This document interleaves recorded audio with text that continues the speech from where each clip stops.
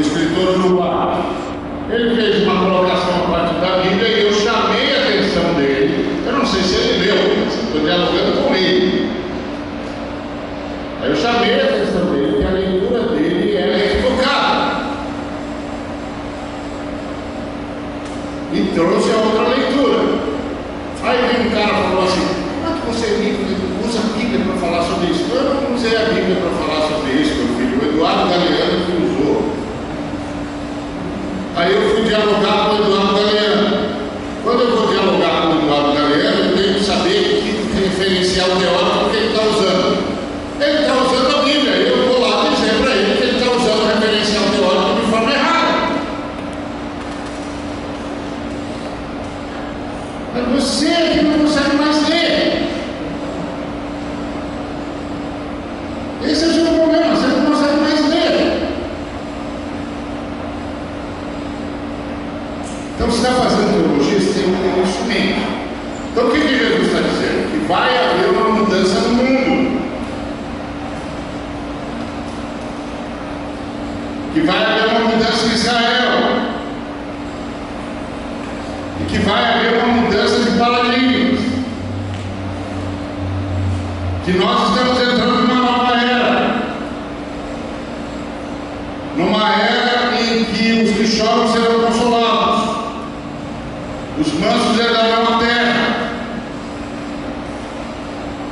Os que têm fome e sede de justiça serão fartos. Os misericordiosos alcançarão misericórdia. Os que esperam por Deus verão a Deus. E os pacificadores serão reconhecidos como filhos de Deus. E quem é que vai bancar isso? Os perseguidos por causa da justiça. Quem são os perseguidos por causa da justiça? No passado, os profetas. E agora? Os discípulos. E aí ele arremata: bem-aventurados são vocês quando por minha causa. Então vocês não no futuro, já é agora.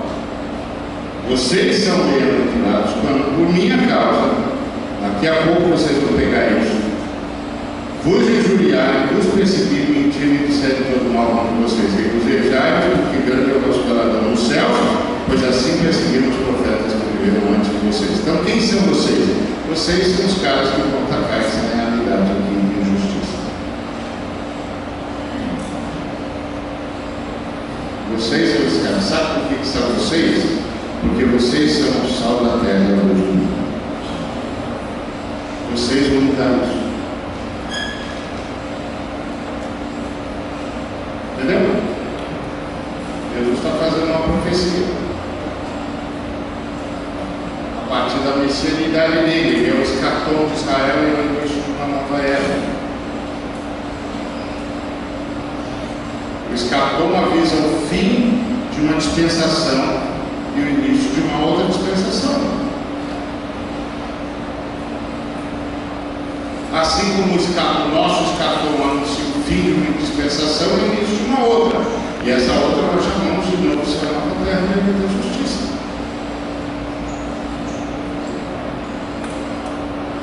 Então o Velho Testamento tem o seu escatom e o Novo Testamento tem o seu escatom. E o escatom é uma mudança de dispensação.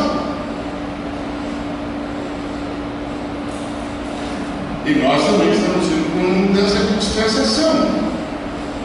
Aí você diz: não, sim. 1 de Pedro, capítulo 3, versículo 2. Hoje sabemos que somos filhos de Deus, mas ainda não foi revelado o que havemos de ser. Sabemos que quando Ele vier, nós o veremos como Ele é e seremos semelhantes a Ele. Mas isso a gente não sabe o que é. Tem um anúncio de uma nova dispensação, só que essa é uma dispensação definitiva.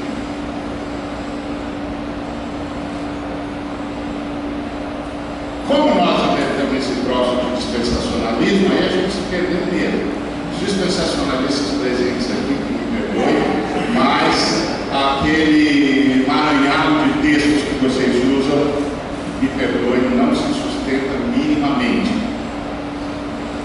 tem 7 dispensações. Tem a dispensação do Antigo Testamento, que tem um escatom em Jesus, e a dispensação do Novo Testamento, que tem um escatom no Rei dos Reis, no Senhor da Glória. E depois uma terceira dispensação, que é o definitivo. Desculpa. Para haver mudança de dispensação, tem que ter escatom. E não tem escatom.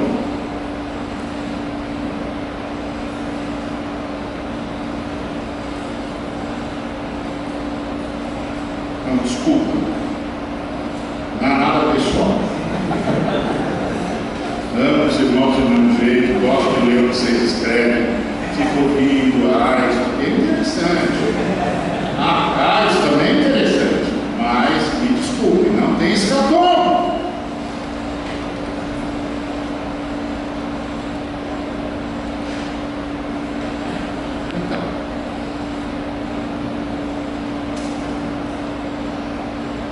Então, amados, qual é o papel da igreja? O papel da igreja era preconizar a percepção da vinda de um novo céu e da nova terra, de uma nova e definitiva dispensação. Pelo querigma, sustentado pela diaconia. Para que vejam as nossas boas obras, glorificam o nosso coração no céu. Então, nós vamos manifestações, uma amostra grátis da era vindoura, como chama o apóstolo Paulo. Somos uma dispensação, uma amostra grátis da dispensação que vem depois. Mas é uma mostrinha. Porque nós não sabemos o que havemos de ser. Por isso, queridos, prestem atenção. Nós não usamos o paradigma de Platão e nem o paradigma de Aristóteles. Você vai dizer, mas os pais da igreja usavam. É verdade. Os pais da igreja eram apologetas e eles estavam discutindo com os gregos. E principalmente o Agostinho, por causa do Plotino, desencadeou isso na nossa cabeça. Mas seguir Platão é dizer que nós vamos voltar para onde saímos, que é o essencialismo puro. Vamos voltar de onde saímos. Vamos não voltar. O que o primeiro Adão tinha é muito menos do que nós já temos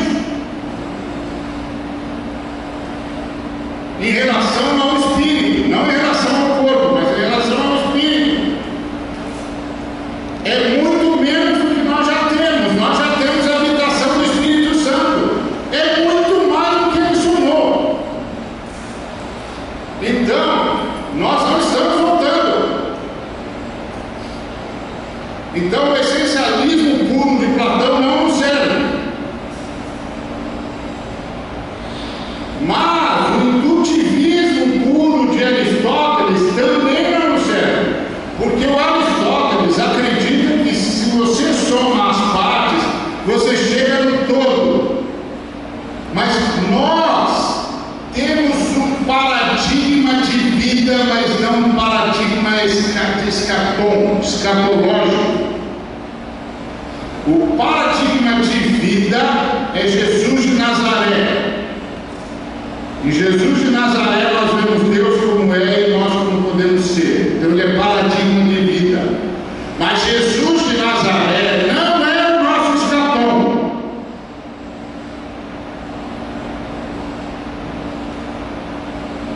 O nosso escatom é Jesus Cristo na glória que teve antes que houvesse mundo. Agora, inclusive, como dava mais a igreja. Então, o que Jesus está fazendo? Está reunindo a igreja. O que Jesus vai fazer depois que a igreja for reunida? Vai voltar. Vai vencer o último inimigo que é a morte. Aí nós vamos para um outro estágio. Que estágio que nós vamos? Não sabemos. Eu não sabemos que somos filhos de Deus, mas ainda não foi revelado que devemos de ser. Portanto, está vendo? A gente se perdeu do Aristóteles aqui. Porque o Aristóteles diz que é possível saber o que somos ou o que seremos pela mera junção das partes. Mas nós não usamos o Aristóteles porque nós trabalhamos com a dinâmica da revelação. Ainda não foi revelado o que havemos de ser. Quando, porém, ele vier, nós o veremos como ele é e seremos semelhantes a ele. Então Aristóteles ficou para trás. Então não temos Platão, porque Platão manda voltar e nós estamos indo. Não temos Aristóteles, porque Aristóteles diz: está tudo aqui, nós dizemos: não está, está lá. O mero indutivismo não vai resolver nosso problema, porque não está aqui, está lá.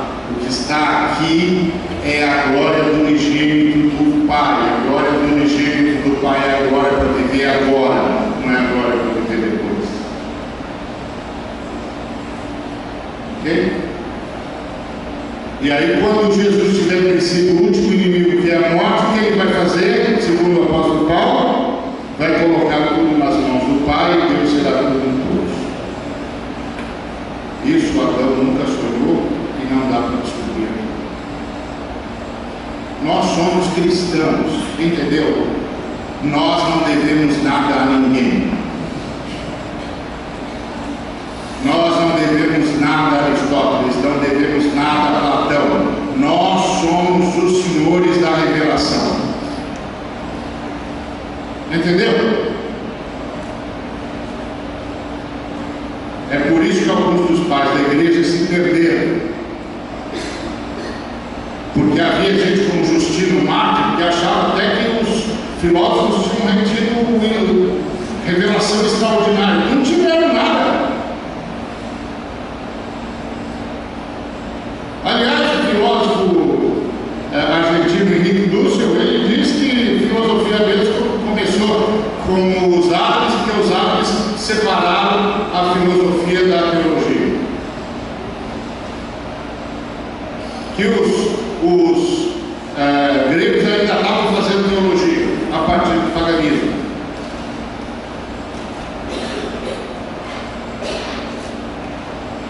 A partir do que eles chamavam de teogonia, nascimento dos deuses, e um monte de deuses. Entendeu? Aí você entende que a messianidade do Cristo é o anúncio de uma era vindoura. Ele é um escapão, termina uma dispensação, nessa outra, depois dele para terminar essa que ele começou, para começar uma que não terá mais fim. E a igreja, nesse ínterim, vai cumprindo essa profecia. Perguntaram a um filósofo se os cristãos estavam sendo um problema na busca pelos direitos humanos. E aí o filósofo disse: a sua pergunta não faz sentido, porque tudo que nós sabemos de direitos humanos nós aprendemos com os cristãos. Os cristãos é que disseram que todos os homens são iguais. Os cristãos é que disseram que não há corte de gênero, homem e mulher têm o mesmo peso. Os cristãos que disseram que tinha de ter rede de proteção para as crianças, que tinha de ter rede de proteção para os idosos. Sem os cristãos, nós nunca saberíamos o que é direito humano. Os cristãos foram os únicos que gritaram por direito em toda a história da humanidade. A noção de direito é uma noção judaico-cristã e eminentemente cristã. Porque os judeus ainda tinham um quê de determinismo, e os cristãos não têm nenhum determinismo e não têm nenhuma noção de karma, muito pelo contrário. Eles têm a noção de protagonismo, de responsabilidade moral e de juízo. Por isso os cristãos foram os que semearam a noção de direito, que estabeleceram os padrões para que se buscasse justiça, que é um conceito eminentemente judaico-cristão. Ele disse para o apresentador: você está dizendo não faz sentido. Tudo que nós sabemos sobre direito humano nós aprendemos com os cristãos. Os cristãos são os pais da era da modernidade, ou da era moderna. Eles inventaram esse negócio de direito. Então eles não podem atrapalhar a busca pelo direito, eles que inventaram esse negócio. Sem eles nós nunca teríamos pensado nisso. E um analista da Primavera Árabe, que não parece que não deu certo, perguntava sobre por que um povo majoritariamente determinista está gritando por liberdade. Determinista não pode gritar por nada, né? Porque se é a vontade de Deus, você vai ver que qualquer coisa que você grite é contra Deus. Deus sempre tem os irmãos nossos que viraram deterministas. Deus tem piedade da alma deles. Mas o determinista não pode gritar por nada. Certo? Porque gritar contra qualquer coisa é gritar, teoricamente, contra a vontade de Deus, que Deus determinou. Os cristãos não acreditam em determinismo. Os cristãos aceitam determinações, mas não determinismo. Para os cristãos, soberania de Deus não é o ato de Deus determinar tudo. Soberania de Deus é o ato de Deus poder interferir no que quiser, quando quiser, como quiser, para cumprir o seu próprio propósito redentor. Isso é soberania para nós. Assim como onisciência para nós, não é Deus sabe o que determinou. Onisciência para nós é a capacidade que a Trindade tem de saber tudo sobre todos, o tempo todo, a qualquer tempo, sem precisar determinar. Você precisa determinar a consciência.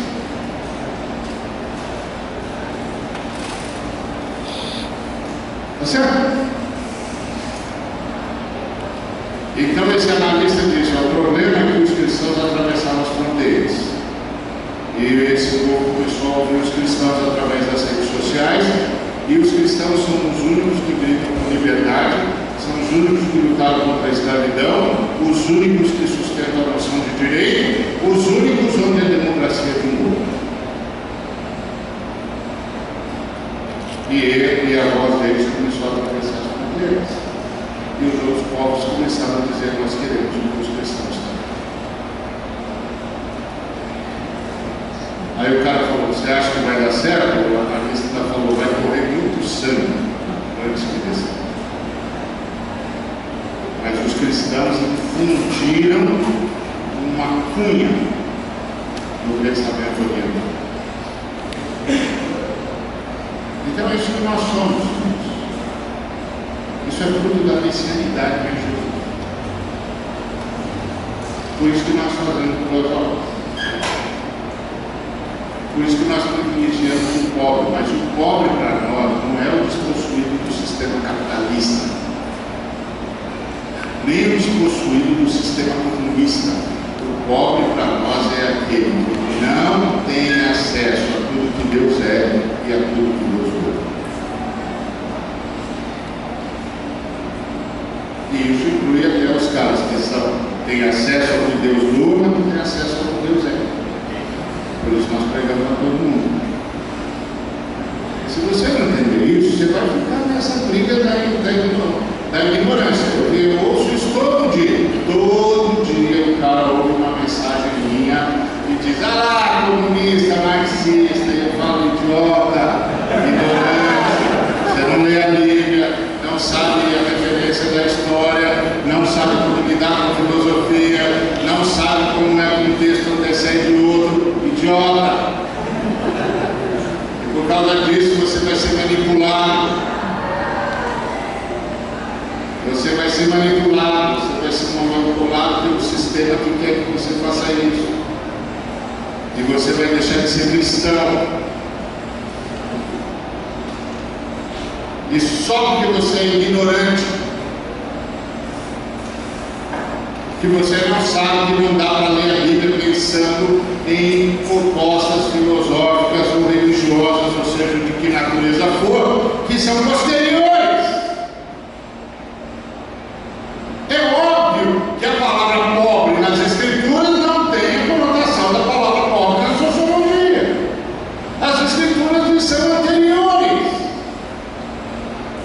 Então você tem que fazer exegese. O que é exegese? É descobrir o que é que o texto disse no contexto que foi dito.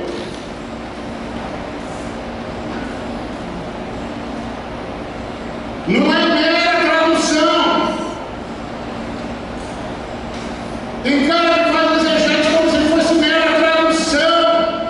Cai no literalismo. Os fundamentalistas fazem essa bobagem.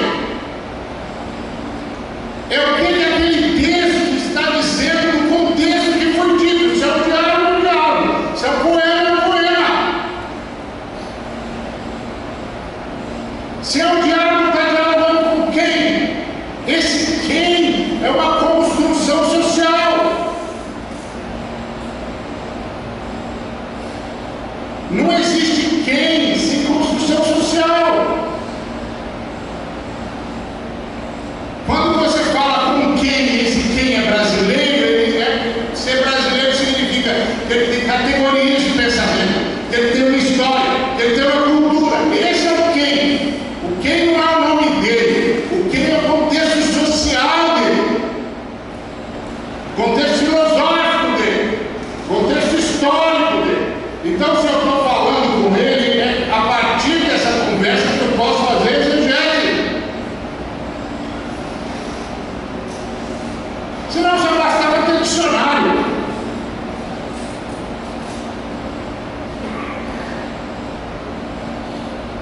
Pega um bom dicionário que está tudo resolvido.